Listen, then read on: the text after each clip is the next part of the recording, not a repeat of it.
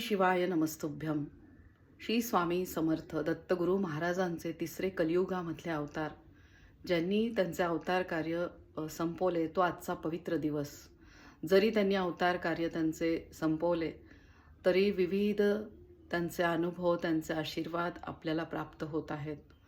सगळ्यांना त्यांचे आशीर्वाद भरभरून मिळत आहे.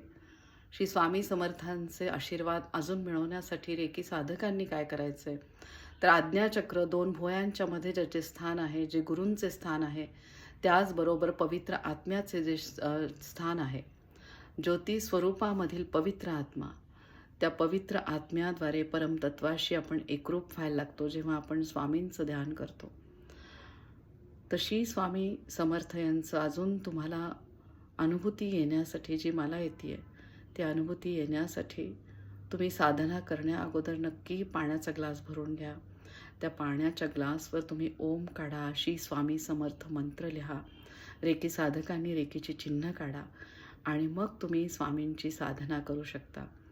आणि नंतर हे पाणी तुम्ही घरातल्यांना द्या.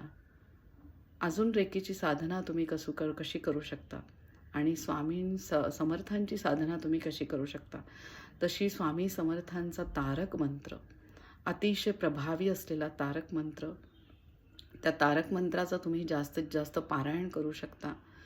तुमच्यावर आलेली संकट, या संकटाचे निरसन होण्यासाठी हा अतिशय प्रभावी असलेला तारक मंत्र आहे. तर नक्की आज सगळ्यांनी जास्तीत जास्त तारक मंत्राचं उच्चारण करा. श्री स्वामी समर्थ मंत्र जप करा. श्री स्वामी चरित्र सारामृत, तर तुम्ही त्यांची पोथी वाचू शकता. तर असे हे श्री स्वामी समर्थ कलियुगामधील दत्तगुरूंचे अवतार.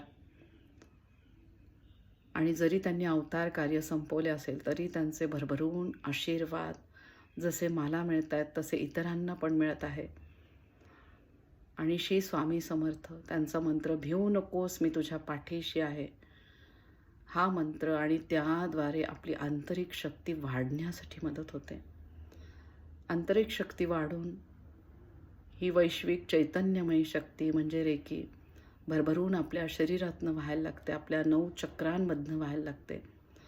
7 चक्रांवर आपण रेकीची साधना करत असतो आणि उर्वरित 2 सूक्ष्म चक्र, त्याच्यामध्ये पण आपल्याला ही ऊर्जा जाणवते. तर नक्की आज तुम्ही रेकीची साधना करा श्री स्वामी समर्थ मंत्राद्वारे. श्री स्वामी समर्थ, श्री स्वामी समर्थ. ओ